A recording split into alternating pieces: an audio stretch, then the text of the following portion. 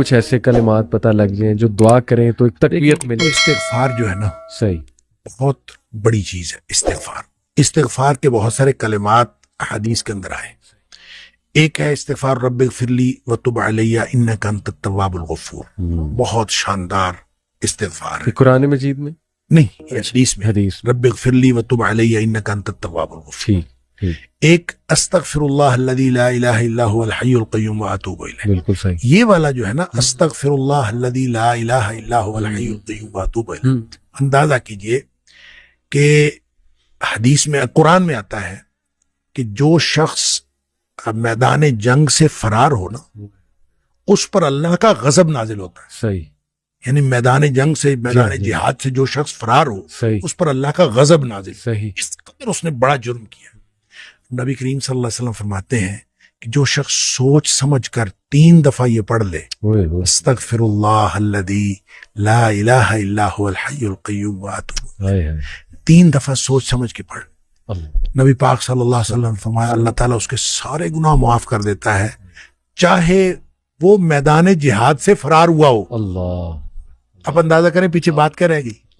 یعنی اتنا بڑا اگر گناہ اس سے سرزد ہوا ہے اور وہ اللہ سے معافی مانگتا ہے استغفر اللہ الذی لا الہ الا هو الحی القیوم، 3 دفعہ یہ کہتا ہے تو اللہ تعالیٰ اس کے سارے گناہ معاف کر دیتا. پھر حدیث میں آتا ہے کہ سبحان اللہ و بحمدہ، صحیح. جو شخص یہ 100 دفعہ پڑھتا ہے صحیح. سبحان اللہ و بحمدہ، بس اتنا. صحیح. اور اللہ تعالیٰ اس کے گناہ معاف کر دیتا ہے چاہے سمندر کی جھاگ کے برابر ہو. کیا یعنی جتنے بھی گناہ ہیں اللہ تعالیٰ معاف کر دیتا ہے. بالکل ٹھیک. تو یہ اسی طرح جو اللہم اجرنی من النار ہے، جی ہاں جی ہاں، یہ 7 دفعہ اگر کوئی شخص صبح کے وقت پڑھ لے، 7 دفعہ شام کے وقت پڑھ لے، اگر اس دن میں اور اس رات میں اس کی موت آ جائے اللہ تعالیٰ جنت عطا فرما دے گا. پھر سید الاستغفار ہے.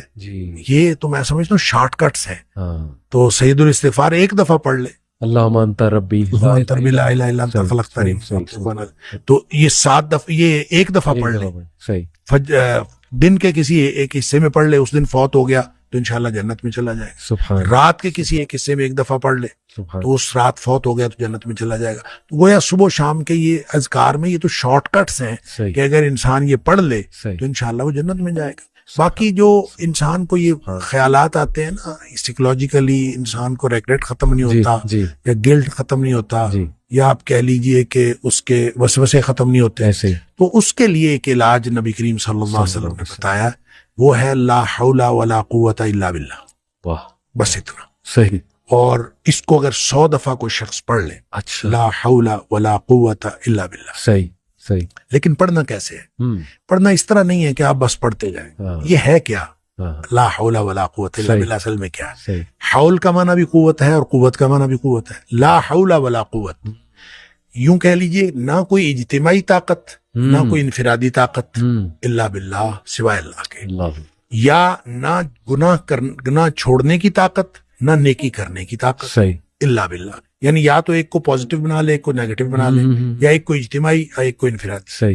اب اللہ کے سامنے اس کو اپنا مسئلہ سمجھ کے نا، اپنا جو بھی مسئلہ ہے وہ سوچے اور سوچ کے اپنے اللہ کے سپرد کر دے. یا اللہ میری تو کوئی طاقت نہیں، نہ انفرادی نہ اجتماعی، الا باللہ. ہاں تو عطا فرمائے طاقت تو ہو سکتی ہے.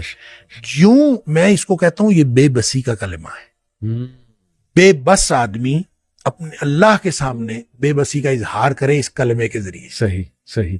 تو پھر یہ نبی پاک صلی اللہ علیہ وسلم نے فرمایا، جس شخص نے کہا تھا نا مجھے وسوسے آتے ہیں، جی آپ نے فرمایا لا حول ولا قوت الا باللہ پڑھا کر، تیرے وسوسے بھی ختم ہو جائیں گے اور اس کے علاوہ اللہ تعالیٰ تیرے 100 مسئلے حل کر دے گا. واہ واہ. آپ اندازہ کریں ایک شخص کے 100 مسئلے ہوتے نہیں ہیں. 2 نہیں تو 4، 4 نہیں تو 6، 6 نہیں تو 8.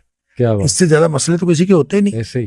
تو لا حول ولا قوت الا باللہ پڑھنے سے وسوسے بھی دور ہو جاتے ہیں. اور اس کے علاوہ اور وسوسے، جب حدیث میں اس کا لفظ وسوسے آتا ہے تو میں اس کا سمجھتا ہوں کہ اس سے مراد سائیکولوجیکل پرابلمز ہیں. تو جتنے سائیکولوجیکل پرابلمز ہیں وہ اس سے حل ہو جاتے ہیں. اللہ کا ذکر ہر اعتبار سے بہترین ہے، لیکن بعض تو بالکل ایسے ہیں جیسے وہ تیر بہدف ہے. کیا بات. تو یہ شیخ اس کو جنت کے خزانوں میں سے بھی بالکل، اس کو لا حول ولا قوت الا باللہ، اس کو نبی اکرم صلی اللہ علیہ وسلم نے جنت کے خزانوں میں سے خزانہ بھی قرار دیا. اور جس کو جنت کا خزانہ مل جائے اس کو اور کیا چاہیے. آپ کو شاید میں نے یہ واقعہ پہلے سنایا ہو. میرے والد صاحب رحمۃ اللہ علیہ بہت زیادہ ذکر کیا کرتے تھے جوانی میں. صحیح. اور ہماری دادی بھی بتایا کرتی تھی کہ یہ محی الدین بڑا ذکر کیا کرتا تھا. تو اس کے مختلف وہ جنگل میں چلے جاتے تھے بعض اوقات، اپنا ان کا تو طریقہ کار تھا. والد صاحب نے خود مجھے یہ واقعہ بتایا.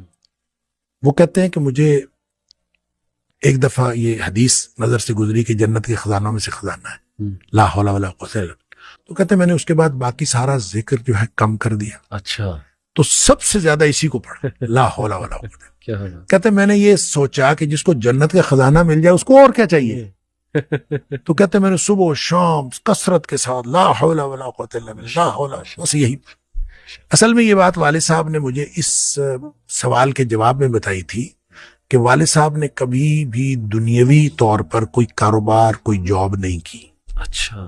نہ کوئی کاروبار کیا، صحیح، نہ کوئی جاب کی. صحیح صحیح. 16 بہن بھائی ہم تھے جن کو پالا ہے انہوں نے. تو میں نے ایک دفعہ ان سے پوچھا تھا کہ ابا جی آپ کو کبھی زندگی میں کاروبار کرنے کا خیال نہیں آیا؟ ان کا آیا تھا، ان کا کاروبار کا خیال آیا تھا جوانی میں. پھر انہوں نے یہ واقعہ بتایا ان کا، جب یہ میں لا حول ولا قوت الا باللہ بہت زیادہ پڑھتا ہوں، اس سے پہلے کہتے ہیں میں سوچا کرتا تھا کہ میں کوئی کاروبار کر لوں. تجارت کہتے ہیں مجھے بہت پسند تھی، اس لیے بھی پسند تھی کہ نبی پاک صلی اللہ علیہ وسلم کو تجارت پسند تھی، اور اس لیے بھی کہ نبی پاک صلی اللہ علیہ وسلم فرمایا اس میں بہت زیادہ برکت ہے. صحیح.